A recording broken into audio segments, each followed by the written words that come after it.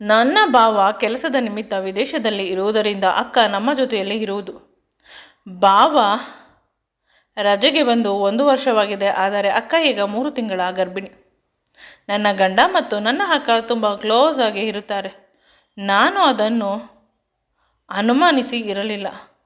ಆದರೆ ನನ್ನ ಭಾವ ಇಲ್ಲದೆ ನನ್ನ ಅಕ್ಕ ಹೇಗೆ ಪ್ರೆಗ್ನೆಂಟ್ ಆದಳು ಅದನ್ನು ಕೇಳಿ ನಾನು ಬೆಚ್ಚಿದೆ. ನಂತರ ವಿಷಯ ತಿಳಿಯಿತು. ನನ್ನ ಗಂಡ ಮತ್ತು ನನ್ನ ಅಕ್ಕ ಅಯ್ಯೋ ನನಗೆ ತಿಳಿಯದೆ ಮಾಡಬಾರದ ಕೆಲಸವನ್ನು ಮಾಡಿಬಿಟ್ಟಿದ್ದಾರೆ. ಮುಂದೆ ನನ್ನ ಹೆಸರು ಕಾವ್ಯ. ಅಪ್ಪ ಅಮ್ಮನಿಗೆ ಬೇಡದ ಮಗಳು. ಏಕೆಂದರೆ ನಾನು ಹುಟ್ಟಿದಾಗ ಅಪ್ಪನಿಗೆ ಬಿಸ್ನೆಸ್ನಲ್ಲಿ ದೊಡ್ಡ ಲಾಸ್ ಆಯಿತಂತೆ. ನಂತರ ಅಮ್ಮನ ಆರೋಗ್ಯ ಕೂಡ ಹಾಳಾಯಿತು. ಅಜ್ಜಿ ನಮ್ಮನ್ನು ಬಿಟ್ಟು ಹೊರಟು ಹೋದಳು. ಇದೆಲ್ಲವೂ ನಾನು ಹುಟ್ಟಿದ ಸಮಯದಲ್ಲೇ ಆಯಿತು ಅಂತ ಮನೆಯಲ್ಲಿ ಎಲ್ಲರೂ ನನ್ನನ್ನು ತಿರಸ್ಕಾರ ಮಾಡುತ್ತಾರೆ. ಚಿಕ್ಕಂದಿನಿಂದ ನನಗೆ ಆ ಮನೆಯಲ್ಲಿ ಪ್ರೀತಿ ಸಿಕ್ಕಿಲ್ಲ. ಯಾವಾಗಲೂ ಅವಮಾನ, ಅನುಮಾನ. ಆದರೆ ಅಂಥ ಮನೆಯಲ್ಲೂ ಕೂಡ ನನಗೂ ಪ್ರೀತಿ ಸಿಗುವಂತೆ ಮಾಡಿದ್ದು ನನ್ನ ಅಕ್ಕ ಶರ್ಮಿಳಾ. ಕಾರಣದ ಬದುಕಿಗೆ ಅವಳು ಬೆಳಕಾಗಿ ಬಂದಿದ್ದವಳು. ಅವಳಿಗೆ ನಾನೆಂದರೆ ತುಂಬ ಪ್ರೀತಿ. ಅವಳು ಒಬ್ಬಳೇ ನಮ್ಮ ಮನೆಯಲ್ಲಿ ನನ್ನನ್ನು ಪ್ರೀತಿಯಿಂದ ನೋಡಿಕೊಳ್ಳುತ್ತಿದ್ದುದು. ಭವಿಷ್ಯ ಅಜ್ಜಿ ಇದ್ದರೆ ಅವರು ಕೂಡ ಪ್ರೀತಿಯಿಂದ ನೋಡಿಕೊಳ್ಳುತ್ತಿದ್ದರು ಅಂತ ಅನಿಸುತ್ತದೆ. ತಾಯಿಗಾದರೂ ನನ್ನ ಮೇಲೆ ಪ್ರೀತಿ ಇರಬೇಕು. ಅವಳ ಚುಚ್ಚು ಮಾತುಗಳಿಂದ ನಾನು ಕಮರಿ ಹೋಗಿದ್ದೆ. ನನ್ನ ಬದುಕಿನಲ್ಲಿ ನಾನು ತುಂಬ ಕಷ್ಟ ಅನುಭವಿಸುತ್ತಾ ಇದ್ದೇನೆ. ಆದರೆ ನನ್ನ ಅಕ್ಕ ಎಂದು ಆ ಭಾವನೆ ನನಗೆ ಜಾಸ್ತಿ ಆಗುವಂತೆ ಬಿಡಲಿಲ್ಲ. ನನ್ನನ್ನು ತುಂಬ ಪ್ರೀತಿಯಿಂದ ನೋಡಿಕೊಳ್ಳುತ್ತಿದ್ದಾಳೆ. ಅವಳು ನನಗೆ ತಾಯಿ ಅಂತ ಹೇಳಿದರೂ ತಪ್ಪಲ್ಲ. ನಿಜವಾದ ತಾಯಿ ನನ್ನನ್ನು ದ್ವೇಷ ಮಾಡುತ್ತಾ ದೂರ ಇದ್ದರೆ ನನ್ನ ಅಕ್ಕ ನನಗೆ ತಾಯಿಯಾಗಿದ್ದಾಳೆ. ಇದಕ್ಕಿಂತ ಸೌಭಾಗ್ಯ ಇನ್ನೇನಿದೆ ಈ ಬದುಕಿನಲ್ಲಿ ಅಂತ ನಾನು ಎಮೋಷ್ನಲ್ ಆಗುತ್ತಿದ್ದೆ. ವಯಸ್ಸಿಗೆ ಮೀರಿದ ಬುದ್ಧಿ ಇದೆ ಅಂತ ಪ್ರತಿಯೊಬ್ಬರೂ ಹೇಳುತ್ತಿದ್ದರು ನನಗೆ. ಆದರೆ ನಾನು ಮತ್ತು ಅಕ್ಕ ತುಂಬ ಚೆನ್ನಾಗಿ ಓದಬೇಕು ಅಂತ ಅಂದುಕೊಂಡಿದ್ದೆವು. ಆದರೆ ನಮ್ಮ ಮನೆಯಲ್ಲಿ PUC ಆದಮೇಲೆ ಹೆಣ್ಣು ಮಕ್ಕಳಿಗೆ ಓದಿಸುತ್ತಿರಲಿಲ್ಲ. ಆದ್ದರಿಂದ ಅಕ್ಕನ ಮದುವೆಯ ತಯಾರಿ ಮಾಡುತ್ತಿದ್ದಾರೆ. ಆಗ ಇನ್ನೂ ಭಯ ಶುರುವಾಯಿತು. ಏಕೆಂದರೆ ಅಕ್ಕ ಹೊರಟು ಹೋದ ಮೇಲೆ ನನ್ನ ಬದುಕು ಏನಾಗುತ್ತದೆಯೋ ಅಂತ. ಅಕ್ಕನಿಗೆ ಬಹಳ ಬೇಗ ಸುಂದರವಾದ ಹುಡುಗ ಸಿಕ್ಕಿದ. ಅವಳು ತುಂಬ ಒಳ್ಳೆಯವಳು. ಅದಕ್ಕೆ ದೇವರು ಅವಳಿಗೆ ಒಳ್ಳೆಯದನ್ನೇ ಮಾಡುತ್ತಾನೆ ಅಂತ ಅಂದುಕೊಂಡೆ. ಅಕ್ಕ ಮದುವೆಯಾಗಿ ಹೋದ ಮೇಲೆ ನನಗೆ ಇಲ್ಲಿ ತುಂಬ ಕಷ್ಟವಾಗುತ್ತಿತ್ತು. ದಿನದಿಂದ ದಿನಕ್ಕೆ ಅಮ್ಮ ಮತ್ತು ಅಪ್ಪನ ಬೈಗುಳಗಳು ಜಾಸ್ತಿ ಆಗುತ್ತಿತ್ತು. ನಾನು ಒಂದು ರೀತಿ ವೇಸ್ಟಾಗಿ ಇಲ್ಲೇ ಇದ್ದೇನೆ ಅನ್ನುವ ರೀತಿ ಒಮ್ಮೊಮ್ಮೆ ನಾನು ಹೇಳದೆ ಕೇಳದೆ ಅಕ್ಕನ ಮನೆಗೆ ಓಡಿ ಹೋಗಿ ಅವಳನ್ನು ಗಟ್ಟಿಯಾಗಿ ತಬ್ಬಿಕೊಂಡು ಬಿಡುತ್ತಿದ್ದೆ.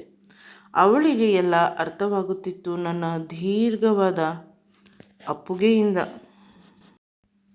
ಕೊನೆಗೆ ಅವಳು ವಿಧಿಯಿಲ್ಲದೆ ಅವಳ ಮೈದುನನ್ನು ಒಪ್ಪಿಸಿ ನನ್ನ ಮದುವೆ ಮಾಡಿದಳು. ಅವಳ ಮೈದುನಿಗೆ ಮೊದಲು ನಾನೆಂದರೆ ಅಷ್ಟು ಕಷ್ಟ. ಏಕೆಂದರೆ ಅವನು ಸಾಫ್ಟ್ವೇರ್ ಇಂಜಿನಿಯರ್ ಆಗಿದ್ದ. ನಾನು PUC. ಅವನಿಗೂ ಕೂಡ ಸಂಪಾದನೆ ಮಾಡುವ ಹುಡುಗಿ ಬೇಕು. ಆದರೆ ನನ್ನ ಭಾವನ ಮೇಲಿನ ಪ್ರೀತಿಯಿಂದ ನನ್ನ ಗಂಡ ನನ್ನ ಜೊತೆ ಮದುವೆ ಆಗಲು ಒಪ್ಪಿಕೊಂಡ. ಈ ಮದುವೆ ದೇವಸ್ಥಾನದಲ್ಲಿ ಅಪ್ಪ ಅಮ್ಮ ಮಾಡಿಕೊಟ್ಟರು. ನನಗೆ ಅವಮಾನ ಮಾಡುವ ರೀತಿ ಇತ್ತು. ಕೋಟಿಗಟ್ಟಲೆ ಆಸ್ತಿ ಇದ್ದರೂ ಕೂಡ ಅವರು ಏನೂ ಇಲ್ಲದೆ ಮನುಷ್ಯರಂತೆ ಖಾಲಿ ಕೈಯಲ್ಲಿ ನನ್ನನ್ನು ಕಳುಹಿಸಿದರು. ಇದನ್ನು ನೋಡಿ ನನ್ನ ಗಂಡನಿಗೆ ಇನ್ನೂ ಕೋಪ ಬಂತು. ನನ್ನ ಅಕ್ಕ ಯೋಚಿಸಬೇಡ, ನಾವಿರುವುದು 2 ಹೆಣ್ಣು ಮಕ್ಕಳು. ಬರುವ ಆಸ್ತಿಯನ್ನು ನೀವಿಬ್ಬರೇ ಅನುಭವಿಸಿ, ನನಗೆ ಬೇಡ ಅಂತ ನಯವಿನಯವಾಗಿ ನನ್ನ ಗಂಡನಿಗೆ ಹೇಳಿ ಒಪ್ಪಿಸಿದಳು. ಇದರಿಂದ ಅವನು ಈಗ ಸ್ವಲ್ಪ ಸಮಾಧಾನವಾಗಿದ್ದಾನೆ. ನನ್ನ ಭಾವ ನನ್ನ ಅಕ್ಕನನ್ನು ತುಂಬ ಪ್ರೀತಿಯಿಂದ ರೊಮ್ಯಾಂಟಿಕ್ ಆಗಿ ನೋಡಿಕೊಳ್ಳುತ್ತಾರೆ. ಅರೆ ಕ್ಷಣ ಅವಳನ್ನು ಬಿಟ್ಟು ಇರುವುದಿಲ್ಲ. ಒಂದೇ ಒಂದು ಕ್ಷಣ ಸಿಕ್ಕಿದರೂ ಸಾಕು ರೂಮಿಗೆ ಕರೆದುಕೊಂಡು ಹೋಗಿ ಒಳಗಡೆಯಿಂದ ಬೀಗ ಹಾಕಿಕೊಳ್ಳುತ್ತಾರೆ. ಬೆಳಿಗ್ಗೆ ಆಫೀಸ್ಗೆ ಹೋಗಬೇಕಾದಾಗಲೂ ಕೂಡ 10 ಬಾರಿ ಆಫೀಸ್ಗೆ ಹೋಗಿ ಬರುತ್ತೇನೆ ಚಿನ್ನ ಅಂತ 10 ಸಲ ಮುತ್ತು ಕೊಡುತ್ತಾರೆ.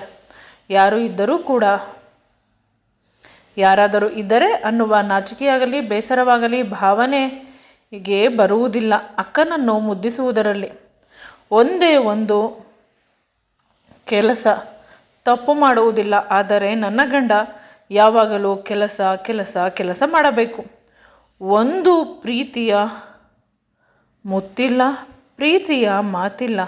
ಒಂದು ವ್ಯಾವಹಾರಿಕವಾಗಿ ನನ್ನ ಗಂಡ ಯಾವಾಗಲೂ ನನ್ನನ್ನು ಭೋಗದ ವಸ್ತುವಿನ ರೀತಿ ನೋಡುತ್ತಾನೆ. ಅವನ ದೈಹಿಕ ಕ್ರಿಯೆಗೆ ಮಾತ್ರ ನಾನು, ಇನ್ಯಾವುದಕ್ಕೂ ನಾನು ಬೇಡ. ನನ್ನ ಗಂಡನಿಗೆ ಅಕ್ಕ ಮತ್ತು ಭಾವ ಇಬ್ಬರನ್ನು ತೋರಿಸಿ ನಾವಿಬ್ಬರು ಅದೇ ರೀತಿ ಇರೋಣ. ಅವರಿಬ್ಬರನ್ನು ನೋಡಿ ಎಷ್ಟು ಸುಂದರವಾಗಿ ಬದುಕುತ್ತಿದ್ದಾರೆ ಅಂದಾಗ ನಿನ್ನ ಅಕ್ಕ ಎಷ್ಟು ಸುಂದರವಾಗಿದ್ದಾಳೆ, ನೀನೇನೋ ಅಷ್ಟೊಂದು ಸುಂದರವಾಗಿದ್ದೀಯಾ. ನಿನ್ನ ಅಕ್ಕ ಜೋರಾಗಿ ಮಾತನಾಡುವುದಿಲ್ಲ. ನೀನು ಯಾವಾಗಲೂ ನನ್ನ ಜೊತೆ ವಾದ ಮಾಡುತ್ತಿರುತ್ತೀಯ. ಮೊದಲು ಅತ್ತಿಗೆ ರೀತಿ ಇರುವುದನ್ನು ಕಲಿತುಕೋ, ಆನಂತರ ನಾನು ನಿನ್ನನ್ನು ಎಷ್ಟು ಪ್ರೀತಿಯಿಂದ ನೋಡಿಕೊಳ್ಳುತ್ತೇನೆ ಅನ್ನುವುದನ್ನು ಅರ್ಥ ಮಾಡಿಕೊ ಅಂದಾಗ ನಾನು ನಿಜವಾಗಲೂ ನಾನೇ ತಪ್ಪು ಮಾಡಿದ್ದೇನೆ ಅನ್ನುವ ಭ್ರಾಂತಿಯಿಂದ ಇದ್ದೆ. ಅವನಿಗೆ ಹೇಗೆ ಇಷ್ಟ ಅದೇ ರೀತಿ ಇರಲು ಪ್ರಯತ್ನಿಸಿದೆ. ಆದರೆ ನಾನು ಎಷ್ಟು ಸಹಿಸಿಕೊಂಡರೂ ಕೂಡ, ಎಷ್ಟು ಪ್ರೀತಿಸಿದರೂ ಕೂಡ ಅವನು ಇನ್ನೂ ಪ್ರೀತಿಸಬೇಕು, ಇನ್ನೂ ಸಹಿಸಿಕೊಳ್ಳಬೇಕು ಅಂತ ಅನ್ನುತ್ತಾನೆ. ಆಗ ಅರ್ಥವಾಯಿತು, ಮೊಸರಲ್ಲೂ ಕೂಡ ಕಲ್ಲು ಸಿಗುತ್ತದೆ. ಅದೇ ರೀತಿ ಇಂದು ಆಗಿದೆ. ಇವನಿಗೆ ನನ್ನ ಮೇಲೆ ಪ್ರೀತಿ ಇಲ್ಲ, ಕಾರಣ ಕೊಡಬೇಕು. ಅದಕ್ಕೆ ಯಾವುದಾದರೂ ಒಂದು ಕಾರಣ ಕೊಡುತ್ತಾನೆ. ಇತ್ತೀಚೆಗೆ ನಾನು ತುಂಬ ರೊಮ್ಯಾಂಟಿಕ್ ಆಗಿ ರೆಡಿ ಆಗುತ್ತೇನೆ. ಅವನನ್ನು ಇಂಪ್ರೆಸ್ ಮಾಡಲು ಏನು ಬೇಕು ಎಲ್ಲ ಮಾಡುತ್ತೇನೆ. ಬೆಳ್ಳಗೆ ಕಾಣಲು ಸಣ್ಣ ಕೂಡ ಆಗಿದ್ದೇನೆ. ನನ್ನ ಈ ಪ್ರಯತ್ನದಲ್ಲಿ ಅಕ್ಕ ಕೂಡ ನನಗೆ ಸಹಾಯ ಮಾಡುತ್ತಿದ್ದಳು. ಆದರೆ ಯಾರ ಕಣ್ಣು ಬಿದ್ದಿತ್ತು ತಿಳಿದಿಲ್ಲ. ಅಕ್ಕ ನನ್ನನ್ನು ಬಿಟ್ಟು ದೂರ ಹೋಗುವ ಸಮಯ ಬಂತು. ಆಗ ನಾನು ಅಳಲು ಶುರು ಮಾಡಿದೆ. ಅಂದರೆ ಭಾವನಿಗೆ ಬೇರೆ ರಾಜ್ಯಕ್ಕೆ ಟ್ರಾನ್ಸ್ಫರ್ ಆಗಿತ್ತು. ಕೊನೆಗೆ ಅಕ್ಕ ನನಗಾಗಿ ಭಾವನನ್ನು ಮಾತ್ರ ಕಳಿಸಿದಳು. ನೀವು ವಾರಕ್ಕೆ 1 ದಿನ ಬಂದು ಹೋಗಿ, ನನ್ನ ತಂಗಿಯನ್ನು ನಾನು ಬಿಟ್ಟು ಬರುವುದಿಲ್ಲ ಅಂತ ಹೇಳಿದಾಗ ನನ್ನ ಭಾವ ಒಲ್ಲದ ಮನಸ್ಸಿನಿಂದ ಅವರು ಕೆಲಸಕ್ಕೆ ಹೋದರು. ವಾರಕ್ಕೆ 1 ಬಾರಿ ಬರುತ್ತಿದ್ದರು ಮೊದಲು. ಆದರೆ ಇತ್ತೀಚೆಗೆ ಅವರ ಪ್ರಾಜೆಕ್ಟ್ ತುಂಬ ಹೆವಿ ಇದ್ದುದರಿಂದ ವಿದೇಶಕ್ಕೆ ಹೋಗಿದ್ದಾರೆ. ಬರುವುದು ತುಂಬ ತಿಂಗಳುಗಳು ಬೇಕಾದರೂ ಆಗುತ್ತದೆ, ವರ್ಷ ಬೇಕಾದರೂ ಆಗುತ್ತದೆ. ಅಕ್ಕನನ್ನು ಕರೆದಾಗ ಅಕ್ಕ ಹೋಗಲು ಒಪ್ಪಲಿಲ್ಲ. ಪುನಃ ನನಗಾಗಿ. ಭಾವ ಹೋದ ಮೇಲೆ ಅಕ್ಕ ಒಂಟಿಯಾದಳು ಅಂತ ನನ್ನ ಗಂಡ ಯಾವಾಗಲೂ ಅತ್ತಿಗೆ ಹಿಂದೆ ಮುಂದೆ ಸುತ್ತುತ್ತಾ ಇರುತ್ತಿದ್ದ. ಅವಳು ಇಂದು ಬೆಳಿಗ್ಗೆ ತಲೆ ಸುತ್ತು ಬಂದಿದೆ ಅಂದಾಗ ಅವಳು ಬೇಡ ಬೇಡ ಅಂತ ತುಂಬ ಬಾರಿ ಹೇಳಿದಳು. ನಾನು ಡಾಕ್ಟರನ್ನು ಕರೆಸುತ್ತೇನೆ ಅಂದಾಗ ಕೊನೆಗೆ ನನ್ನ ಗಂಡ ಬಂದು ತುಂಬ ಟೆನ್ಷನ್ ಆದ. ತನ್ನ ಪ್ರೀತಿಯ ಅತ್ತಿಗೆಗೆ ಹುಷಾರಿಲ್ಲ ಅಂತ ಶಾಕ್ ಮೇಲೆ ಶಾಕ್ ಹೋಗಿ ಡಾಕ್ಟರನ್ನು ಅರೆ ಕ್ಷಣದಲ್ಲಿ ಕರೆಸಿದ. ನನಗೆ ಹುಷಾರಿಲ್ಲ ಅಂದರೆ ನಾಟಕವಾಡುತ್ತೀಯ, ನೀನು ಗಟ್ಟಿಮುಟ್ಟಾಗಿದ್ದೀಯಾ, ಕೆಲಸ ಮಾಡಬೇಕು ಅಂತ ಸುಳ್ಳು ಹೇಳುತ್ತೀಯ. ಈ ರೀತಿಯ ಮಾತುಗಳನ್ನು ಆಡುವ ಮನುಷ್ಯ ನನ್ನ ಅಕ್ಕನ ಮೇಲೆ ಇಷ್ಟೊಂದು ಕಾಳಜಿ. ನನಗೆ ನಿಜವಾಗಲೂ ಭಯವಾಗುತ್ತಿತ್ತು. ಡಾಕ್ಟರ್ ನನ್ನ ಗಂಡನ ಕೈಯನ್ನು ಹಿಡಿದುಕೊಂಡು, ನೀವು ತುಂಬ ಅದೃಷ್ಟ ಮಾಡಿದ್ದೀರಾ, ನಿಮ್ಮ ಹೆಂಡತಿ ಪ್ರೆಗ್ನೆಂಟ್ ಅಂತ ಹೇಳಿದಾಗ ನಾನು ಕೆಳಗೆ ಕುಸಿದೆ. ಆಗ ನನ್ನ ಗಂಡ ಅವರು ನನ್ನ ಅತ್ತಿಗೆ ಅಂತ ಹೇಳಿದಾಗ ಸಾರಿ, ಆದರೂ ಕೂಡ ಕಂಗ್ರಾಟ್ಸ್, ನೀವು ಚಿಕ್ಕಪ್ಪ ಆಗುತ್ತಿದ್ದೀರಾ ಅಂತ ಹೇಳಿ ಹೊರಟು ಹೋದರು. ಏಳಲು ಶಕ್ತಿ ಇಲ್ಲದಿದ್ದರೂ ಕೂಡ ರೂಮಿಗೆ ಹೋಗಿ ಹಾಸಿಗೆ ಮೇಲೆ ಬಿದ್ದು ಜೋರಾಗಿ ಅಳಲು ಶುರು ಮಾಡಿದೆ. ಅಂದರೆ ನನ್ನ ಅಕ್ಕ ನನ್ನ ಗಂಡನ ಮಗುವಿಗೆ ಅಮ್ಮ ಆಗುತ್ತಿದ್ದಾಳೆ. ಯಾವಾಗಲೂ ನನ್ನನ್ನು ಬಿಟ್ಟು ಹೋಗುತ್ತಿದ್ದರು ಇಬ್ಬರು ಸುತ್ತಲೂ. ಕೇಳಿದರೆ ಭಾವ ಇಲ್ಲ, ಅತ್ತಿಗೆಯನ್ನು ನಾವು ಚೆನ್ನಾಗಿ ನೋಡಿಕೊಳ್ಳಬೇಕು, ನೀನು ಹುಷಾರಿಲ್ಲ ಅಂತ ಹೇಳಿದೆ. ಅದಕ್ಕೆ ನಾನು ಅತ್ತಿಗೆಯನ್ನು ಕರೆದುಕೊಂಡು ಹೋಗುತ್ತೇನೆ, ನನ್ನ ಅತ್ತಿಗೆಯನ್ನು ನಾನು ಬಿಡುವುದಿಲ್ಲ ಅಂತ ಹೇಳುತ್ತಿದ್ದ.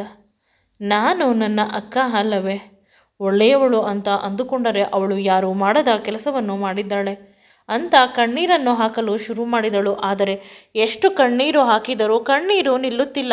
ನನ್ನ ಪ್ರೀತಿಯ ಅಕ್ಕ ನನ್ನ ಪಾಲಿಗೆ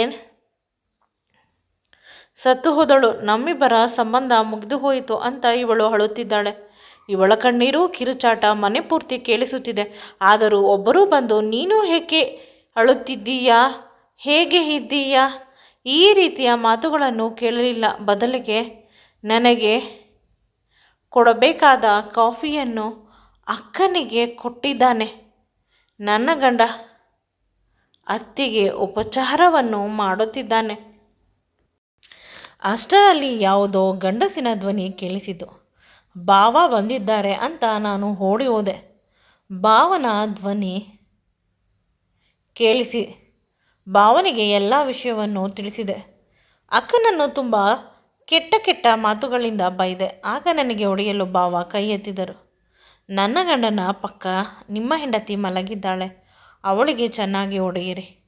ನನಗೆ ಮೋಸ ಮಾಡುವುದಕ್ಕಿಂತ ಹೆಚ್ಚಾಗಿ ನಿಮಗೆ ಮೋಸ ಮಾಡಿದ್ದಾಳೆ ಅಂತ ಶುರು ಮಾಡಿದೆ. ಆಗ ನನ್ನ ಭಾವ ಮಧ್ಯೆ ಬಂದು ನಿಂತುಕೊಂಡರು. ಕೊನೆಗೆ ನನ್ನ ಕೆನ್ನೆಗೆ ಏಟು ಹೊಡೆಯಲು ಕೈ ಎತ್ತಿದರು. ಆಗ ಅಕ್ಕ ಭಾವನ ಕೈಯನ್ನು ಹಿಡಿದುಕೊಂಡಳು. ಅವಳೇನು ಚಿಕ್ಕ ಹುಡುಗಿ, ನಿಮಗೆ ಬುದ್ಧಿ ಬೇಡವಾ? ಚಿಕ್ಕ ಮಗು ಗಲಾಟೆ ಮಾಡುತ್ತದೆ ಅಂದರೆ ಅದಕ್ಕೆ ನಾವು ಹೊಡೆಯಲು ಸಾಧ್ಯವೇ? ಉಗಿಯುತ್ತದೆ ಅಂತ ಹೊಡೆಯುತ್ತೀರಾ ಅಂತ ಅಕ್ಕ ಭಾವನನ್ನು ತುಂಬ ಕೋಪದಲ್ಲಿ ನೋಡಿದಳು. ಆಗ ನೀನು ಕೋಪ ಮಾಡಿಕೊಳ್ಳಬೇಡ, ಕೋಪ ಮಾಡಿಕೊಂಡರೆ ನಿನ್ನ ಹೊಟ್ಟೆಯಲ್ಲಿರುವ ನಮ್ಮ ಮಗುವಿಗೆ ತೊಂದರೆ ಆಗುತ್ತದೆ ಅಂತ ಹೇಳಿದಾಗ ನನಗೆ ಅರ್ಥ ಆಗುತ್ತಿಲ್ಲ. ಭಾವ, ನೀವು ಬಂದು 1 ವರ್ಷವಾಗಿದೆ, ಅಕ್ಕ 3 ತಿಂಗಳ ಗರ್ಭಿಣಿ ಹೇಗೆ ಸಾಧ್ಯ ಅಂತ ಹೇಳಿದಾಗ ನನ್ನ ಗಂಡ ಇದಕ್ಕೆಲ್ಲ ನೀನೇ ಕಾರಣ, ಪುನಃ ಹೇಗೆ ಸಾಧ್ಯ ಅಂತ ಹೇಳುತ್ತೀಯ. ಆಗ ನನ್ನ ಭಾವ ಪುನಃ ಚಿಕ್ಕ ಮಗುವಿನ ರೀತಿ ಹಾಡಬೇಡ, ನೀನು ಅವಳಿಗೆ ವಿಷಯವನ್ನು ವಿವರಿಸಿ ಹೇಳಿ. ಅವಳಿಗೆ ವಿಷಯ ತಿಳಿದಿಲ್ಲ, ಅದಕ್ಕೆ ಅವಳು ಆ ರೀತಿ ಹಾಡುತ್ತಿರುವುದು ಅಂತ ಅಕ್ಕ ಭಾವ ಹೇಳಿದರು. ನಂತರ ಅಕ್ಕನನ್ನು ಭಾವ ಅವರ ರೂಮಿಗೆ ಕರೆದುಕೊಂಡು ಹೊರಟು ಹೋದರು, ಅವಳು ರೆಸ್ಟ್ ಮಾಡಬೇಕು ಅಂತ. ಆಗ ನಾನು ದಿಗ್ಭ್ರಾಂತಿಯಿಂದ ನಿಂತಿದ್ದೆ. ಆಗ ನನ್ನ ಗಂಡ ನಿಧಾನವಾಗಿ ನನ್ನನ್ನು ಮೇಲೆ ಹೇಳಿಸಿ ಹಾಸಿಗೆ ಮೇಲೆ ಕೂರಿಸಿ ಹೇಳಿದರು, ನಿನಗೆ ಮಕ್ಕಳಾಗುವುದಿಲ್ಲ, ಗರ್ಭಚೀಲ ತುಂಬ ಚಿಕ್ಕದು, ಮಗುವನ್ನು ಹಡೆದರೆ ನಿನ್ನ ಪ್ರಾಣಕ್ಕೆ ತೊಂದರೆ ಆಗುತ್ತದೆ. ಅದಕ್ಕೆ ನಾನು ನಿನ್ನಿಂದ ದೂರ ಇರುತ್ತಿದ್ದಿದ್ದು. ಮದುವೆ ಆದ ಹೊಸದರಲ್ಲಿ ನೀನು ತುಂಬ ಹೊಟ್ಟೆ ನೋವು ಅಂತ ಹೇಳಿದೆ. ಆಸ್ಪತ್ರೆಗೆ ಹೋಗಿದ್ದೆವು ಅಲ್ಲವೇ? ಅಲ್ಲಿ ಎಲ್ಲ ಪರೀಕ್ಷೆಯನ್ನು ಮಾಡಿ ಡಾಕ್ಟರ್ ಹೇಳಿದ್ದು ಇದೇ ಮಾತು. ಅದಕ್ಕೆ ನಾನು ನಿನ್ನಿಂದ ದೂರ ಇರುತ್ತಿದ್ದಿದ್ದು, ನೀನು ಪ್ರೆಗ್ನೆಂಟ್ ಆದರೆ ಅನ್ನುವ ಭಯದಿಂದ. ಈ ವಿಷಯವನ್ನು ತಿಳಿದ ಅತ್ತಿಗೆ ಮತ್ತು ಅಣ್ಣ ನಮ್ಮಿಬ್ಬರ ಮಗುವಿಗಾಗಿ ತಮ್ಮ ಬದುಕನ್ನು ತ್ಯಾಗ ಮಾಡಿದರು. ನಾನು ಆಶ್ಚರ್ಯದಿಂದ, ಅಂದರೆ ನಿನ್ನ ಅಕ್ಕ ನಮ್ಮಿಬ್ಬರ ಮಗುವಿನ ಬಾಡಿಗೆ ತಾಯಿ, ಸರೊಗಸಿ ಮದರ್, ನನ್ನ ಮತ್ತು ನಿನ್ನ ಮಗು ಅವರ ಹೊಟ್ಟೆಯಲ್ಲಿ ಇರುವುದು. ನಾನು ಹೇಳಿದೆ, ಮೊದಲು ನಿಮ್ಮ ಮಗು ಆಗಲಿ, ನಂತರ ನಮ್ಮಿಬ್ಬರಿಗಾಗಿ ಅಂತ ಹೇಳಿದರೆ ಒಪ್ಪಲಿಲ್ಲ. ಅದು ಸಾಧ್ಯವಿಲ್ಲ, ಮೊದಲು ನನ್ನ ಮುದ್ದು ತಂಗಿ ತಾಯಿಯಾಗಬೇಕು, ಆನಂತರ ನಾನು. ಅಕಸ್ಮಾತ್ ನಮಗೆ ಮೊದಲ ಮಗು ಆದ ಮೇಲೆ ಪುನಃ ಅತಿ ಆಸೆ ಆದರೆ ಇನ್ನೊಂದು ಮಗು ನಮಗೆ ಬೇಕು ಅಂತ ಅಷ್ಟು ಕಾಯುವ ತಾಳ್ಮೆ ಇಲ್ಲ. ಮೊದಲು ಅವಳಿಗೆ ಮದುವಾಗಲಿ, ನಂತರ ನಾವಿಬ್ಬರು ಅಪ್ಪ ಅಮ್ಮ ಆಗುತ್ತೇವೆ ಅಂತ ಹೇಳಿದರು. ಅದೇ ರೀತಿ ಆಯಿತು. ಮತ್ತೆ ನಿನ್ನನ್ನು ಅಂದು ಸ್ವಲ್ಪ ಹುಷಾರಿಲ್ಲ ಅಂತ ಆಸ್ಪತ್ರೆಗೆ ಕರೆದುಕೊಂಡು ಹೋಗಿದ್ದು ನಿನ್ನ ಅಂಡಾಣುವನ್ನು ತೆಗೆದುಕೊಳ್ಳಲು, ಅರ್ಥವಾಯಿತಾ ಅಂತ ಹೇಳಿದರು. ಆಗ ಅವಳು ಅವನನ್ನು ಗಟ್ಟಿಯಾಗಿ ತಬ್ಬಿಕೊಂಡು, ನಿಜವಾಗಲೂ ನೀವು ನನ್ನನ್ನು ಇಷ್ಟೊಂದು ಪ್ರೀತಿಸುತ್ತೀರಾ ಅಂದಾಗ ಅವನು ಕೂಡ ಅವಳನ್ನು ಇನ್ನೂ ಗಟ್ಟಿಯಾಗಿ ತಬ್ಬಿಕೊಂಡು, ನಿನಗಿಂತ ಹೆಚ್ಚು. ಆದರೆ ಮದುವೆಯಾದ ಸ್ವಲ್ಪ ದಿನದಲ್ಲೇ ನಿನ್ನ ಸಮಸ್ಯೆ ತಿಳಿದು ನಾನು ಸ್ಟ್ರೆಸ್ಸಲ್ಲಿ ಇರುತ್ತಿದ್ದೆ ಅಂತ ಕ್ಷಮೆ ಕೇಳಿದರು. ಸಡನ್ನಾಗಿ ನನಗೆ ಅಕ್ಕ ನೆನಪಾದಳು. ನಾನು ಅಳುತ್ತಾ ಅಕ್ಕ ಅಂತ ಓಡಿ ಹೋದೆ. ಅವಳನ್ನು ಗಟ್ಟಿಯಾಗಿ ತಬ್ಬಿಕೊಂಡೆ. ಅವಳು ನಗುತ್ತಾ ಏನಾಯಿತು ಅಂತ ಕೇಳಿದಾಗ, ಮೊದಲೇ ನನಗೆ ವಿಷಯ ಏಕೆ ಹೇಳಿಲ್ಲ ಅಂತ ತಂಗಿ ಗಲಾಟೆ ಮಾಡಿದಳು. ಆಗ ಅಕ್ಕ, ನೀನು ಇದೇ ರೀತಿ ಗಲಾಟೆ ಮಾಡುತ್ತೀಯಾ ಅಂತ ನಾನು ಹೇಳಿಲ್ಲ, ನಿನ್ನ ಮಗು ಇನ್ನು 6 ತಿಂಗಳಲ್ಲಿ ಬಂದು ಬಿಡುತ್ತದೆ, ನೀನು ಸ್ವಲ್ಪ ಮೆಚ್ಯೂರ್ ಆಗಬೇಕು ಅಂತ ಅಕ್ಕ ಹೇಳಿದಾಗ ನಾನು ಜೋರಾಗಿ ನಗಲು ಶುರು ಮಾಡಿದೆ.